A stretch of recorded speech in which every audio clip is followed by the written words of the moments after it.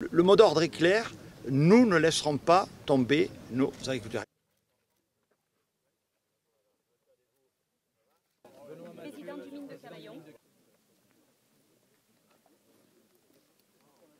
Je suis de ceux, et je pense qu'on peut tous l'être, qui sont parfaitement convaincus que les questions de l'eau sont des questions cruciales pour l'avenir de l'agriculture, bien sûr, enfin de la planète et même de notre pays.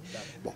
Donc là, on a des phénomènes de sécheresse qui produisent des situations d'urgence, en particulier pour les agriculteurs. Donc comme nous l'avions fait pour le gel, en 2021 en particulier, mais aussi en ce début d'année 2022, nous sommes là pour les aider, pour prendre des situations d'urgence, pour prendre des mesures de trésorerie, d'autant que tout cela s'ajoute à ce qu'on appelle le coût des intrants, le coût des engrais, etc., liés notamment à la crise ukrainienne.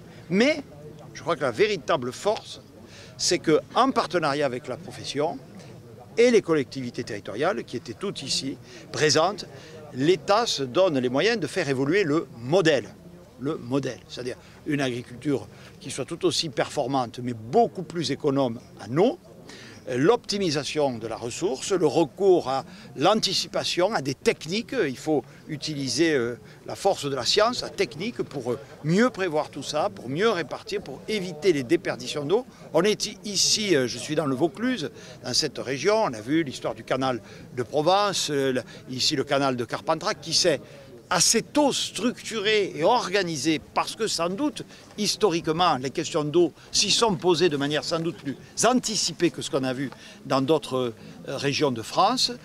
Donc ils sont un peu à l'avance.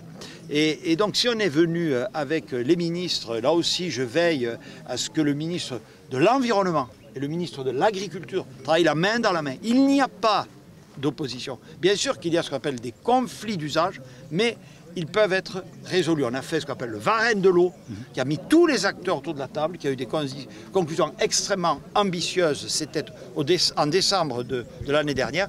Donc je suis venu voir ici comment ça se déclinait et comment, sans doute, c'est la leçon que j'en retire, il faut encore l'accélérer. Quand on voit des phénomènes de sécheresse, là, le Vaucluse fait partie des 15 départements qui sont les plus touchés. On a visiblement un phénomène qui est le plus fort depuis plusieurs dizaines d'années. Tout ça nous confirme, on le sait que le changement climatique est à l'œuvre et nous renforce dans l'idée d'accélérer. Ça tombe bien parce que c'est précisément une des priorités, vous l'avez vu, que le président de la République a fixée à l'aube de son deuxième mandat.